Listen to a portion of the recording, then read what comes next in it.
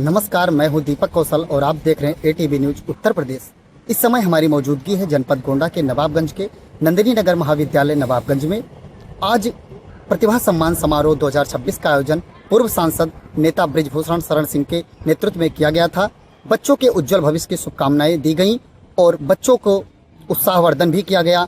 और आज नंदिनी नगर महाविद्यालय में छात्रों के साथ उनके अध्यापकों को भी सम्मानित किया गया, जो जनपद गोंडा के कई विकास खंड के छात्रों को सम्मानित किया गया है। दिखाते हैं खास रिपोर्ट, बने रहिए एटीवी न्यूज उत्तर प्रदेश के साथ। उसके बाद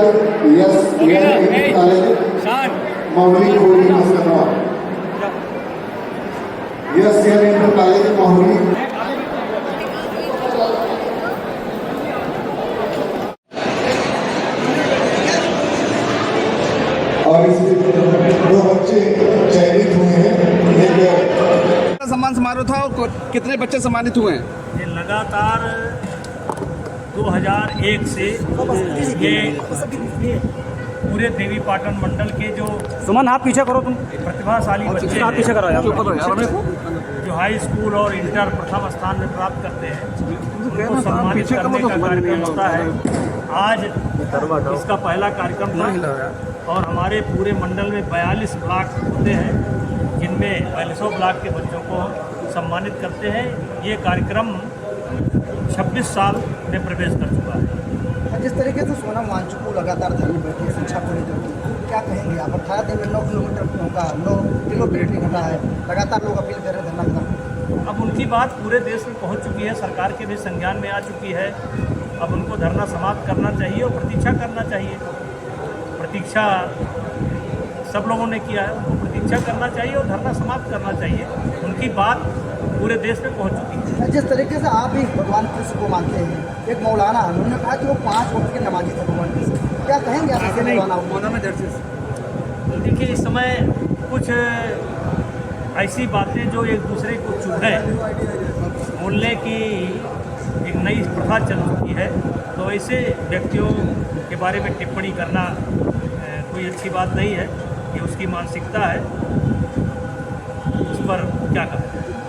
तो आप जिस तरीके से हनुमानगढ़ी आप भी दर्शन करने जाते हैं, पुरानी बातों को फिर सामने अब लाया जा रहा है कि वहाँ पर नमाज लोग नहीं, कभी नमाज नहीं पढ़ी, कभी नमाज नहीं वहाँ पर पढ़ी गई थी।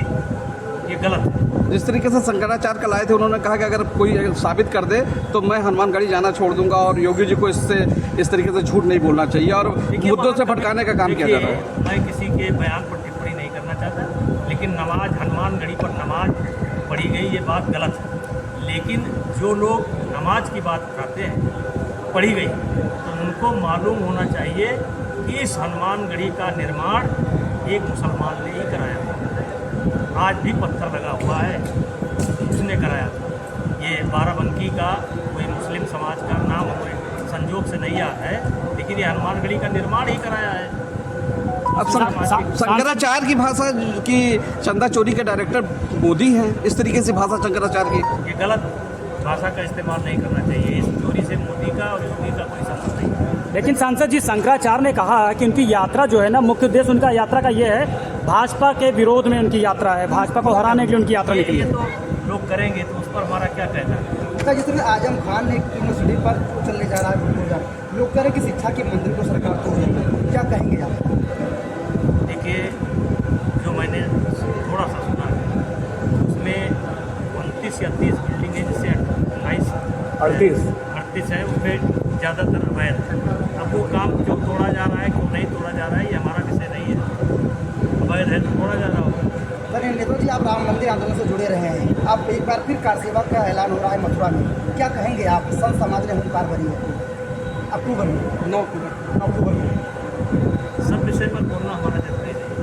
आप भी चाहते हैं कि मंदिर सब विषय पर बोलना हमारा जरूरी है। हमारे कहने से अगर कि हम कह दें वो हो जाए, तो हम तो बहुत कुछ दिल में हमारे बहुत कुछ कर सकते हैं, लेकिन कहीं से गारंटी दिलवाओ कि हम कह दें तो हो जाए। सोनम वांचुक से आखिर सरकार बात क्यों नहीं कर पा रही है? अब ये हमारा विषय है। ठीक।